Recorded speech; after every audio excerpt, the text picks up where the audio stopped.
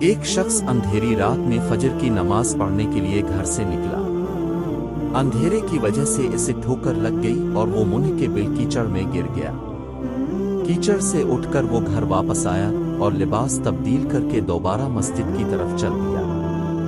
ابھی چند قدم ہی چلا تھا کہ دوبارہ اسے ٹھوکر لگی اور وہ دوبارہ کیچڑ میں گر گیا۔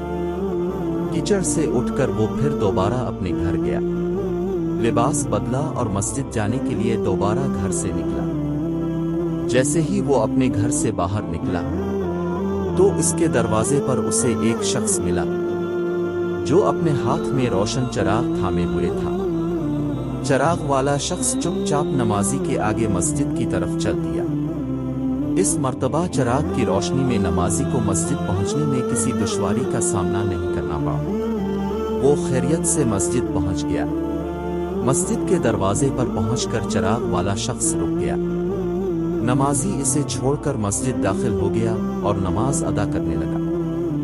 نماز سے فارغ ہو کر وہ مسجد کے باہر آیا تو وہ چراغ والا شخص اس کا انتظار کر رہا تھا تاکہ اس نمازی کو چراغ کی روشنی میں گھر چھوڑ آئے۔ جب نمازی گھر پہنچ گیا تو نمازی نے اجنبی شخص سے پوچھا، آپ کون ہیں؟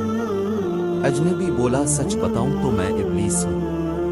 نمازی کی تو حیرت کی انتہا نہ رہی۔ اس اجنبی کی یہ بات سن کر نمازی سوچنے لگا، ابلیس شیطان کیسے مجھے مسجد تک چھوڑ سکتا ہے؟ اس کا کام تو لوگوں کو بہکانا ہے۔ تو اس شخص نے بڑی حیرت کے ساتھ ابلیس سے پوچھا، تجھے تو میری نماز رہ جانے پہ خوش ہونا چاہیے تھا، مگر تم تو چراغ کی روشنی میں مجھے مسجد تک چھوڑنے آئے۔ ابلیس نے جواب دیا کہ جب تمہیں پہلی ٹھوکر لگی اور تم لباس تبدیل کر کے مسجد کی طرف پلٹے تو اللہ تعالیٰ نے تیرے سارے گناہ معاف فرما دیے۔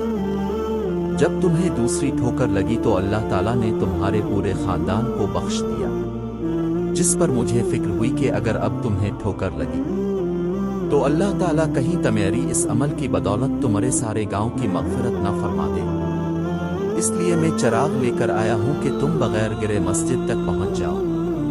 اس شخص نے جیسے ہی یہ بات سنی تو اس نے اللہ تعالیٰ کی بارگاہ میں اپنا سر جھکا کر اللہ کا شکر ادا کیا۔ تو دوستو، یہ ہے ہمارے رب کی شان۔ سبحان اللہ۔